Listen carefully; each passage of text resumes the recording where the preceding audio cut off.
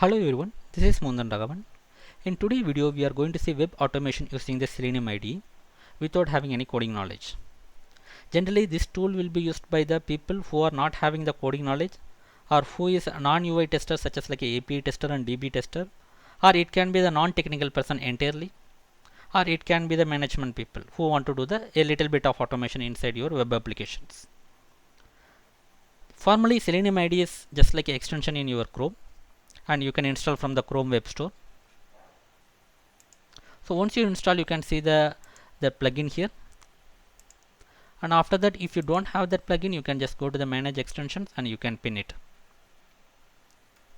And after that, we are going to do the automation in the practice site called rahulshettyacademy.com Angular practice. So after going to this form, you can just enter, or you can use any form that you are going to do the manual things. So rather than doing the manual things directly here, we will be getting the base URL from here, and we will be going to the Selenium IDE. Once you open the Selenium IDE, you need to give the project name. The first time you will be creating the new project, for example, Selenium IDE demo 2. So this is the name I am going to give the project name. Click OK, and after that you will be giving the base URL that we copied just now, and I am going to rename the test name as the test1.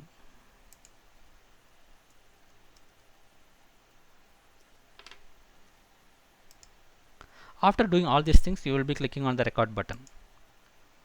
So it will be opening the same base URL, and you can do the manual things. However, even though you do the manual things, the recording will be going on, so that it will be recording all the things in the backend. So don't try to get the values from the autofill. Why? Because this recording will record everything. If you press the down arrow, even the down arrow will be recorded.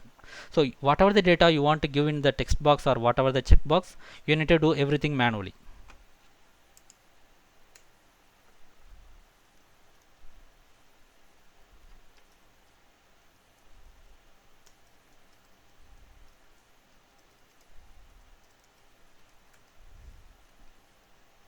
And another point to be noted is, once you have completed the recording, let's say you have some sensitive passwords here, don't record, or even if you record also, if you want to save that file in a specific place, just save it and be sure that that is having access only for the specific people.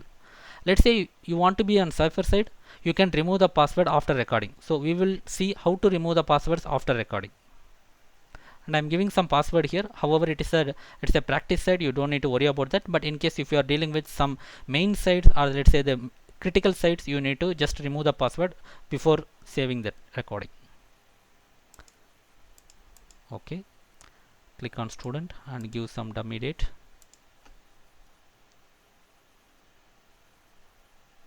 And click on submit button. Let's say you are doing the first time, then in that case you don't close the browser, because even closing the browser will be recorded inside your script. So for that purpose, I am not going to close it here. I am just going to the Selenium IDE now. You can see the entire whatever the task we have done manually, that has been recorded here. For the time sake, I will just stop it here. So your recording has been stopped here. Even though it has stopped here, it is not saved in your system. So that's the reason you can see here asterisk symbol. In this position, if you just close that tool, it will not save any coding or any recording here. So you need to save explicitly. So you will be giving some site. The extension will be Selenium IDE, which is a shortcut like such as like SIDE. So Selenium IDE will be in simple. The extension will be site. So after saving this, just I will go to the site where I have opened. I will close this one just to avoid the confusion, and I will close this as well. Now I will go to the recording. I will play back again.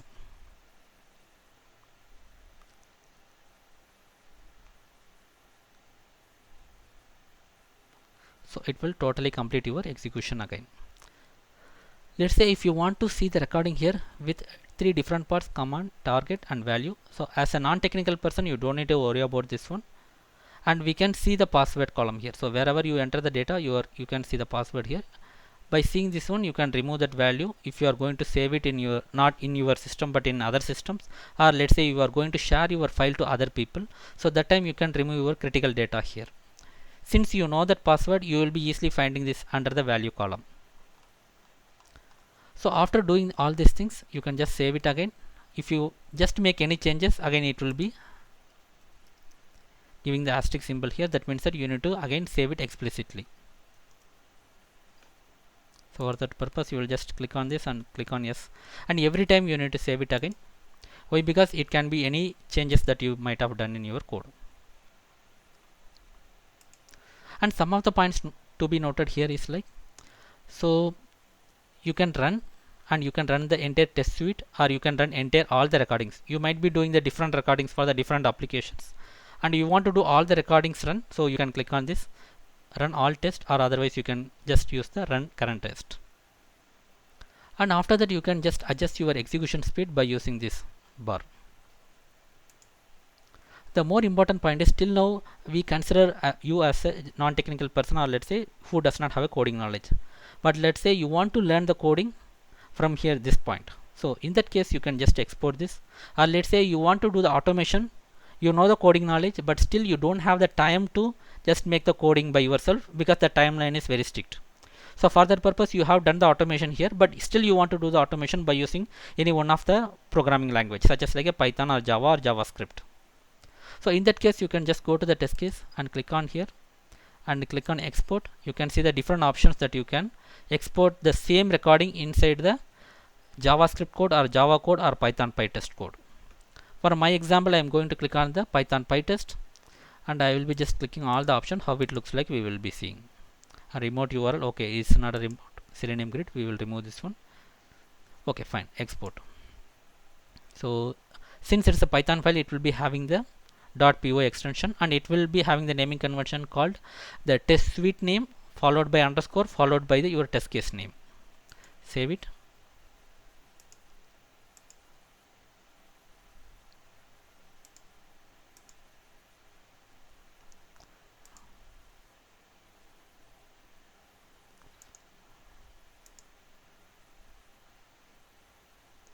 Here you can see the entire test has been generated by the Selenium IDE, and it will have the different methods as per the PyTest standards and the different class names. So that means that it will simply follow the PyTest framework inside the Python. If you are a programmer, or let's say if you want to learn the programming how it looks like, you can do this one. And since we have clicked all the checkboxes with the commands, so that means that it will generate the commands, so you can clearly understand which steps just closing with the which coding. For example, in step 1 I am going to open, and this is the base URL. So for that, this is the code has been done by the Python side. And second place, I am going to set the window size to this size, and for that this is the coding standard, or this is the actual coding by the Python. So this way you can understand the coding also. Or let's say if you are already automation tester, but because of time constraint you have just did this recording, you can again make this recording just, or make this code to available for you.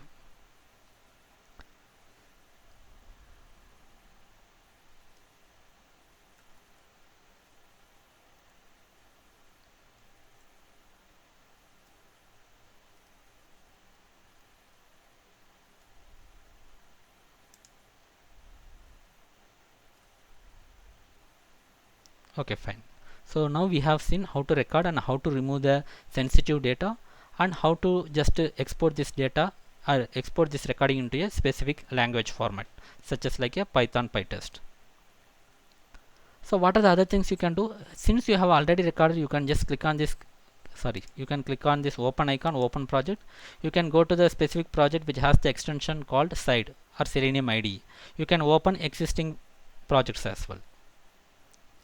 Apart from that, you can, if you are just like a let's say you know some little bit of knowledge, so you can use the different commands here. For example, you can add the some looping statement, or you can add some JavaScript at the end, or wherever you want. For example, I am going to add here, so insert new command, and you can see a lot of commands here. If you know anything about on the programming, you can use it. Otherwise you can just pass before the step where we have just recorder and playback. For example, let's say you know a little bit of, let's say JavaScript, you can just click on the execute script, and whatever the JavaScript you want to do, you can do it here. So it can be as simple like,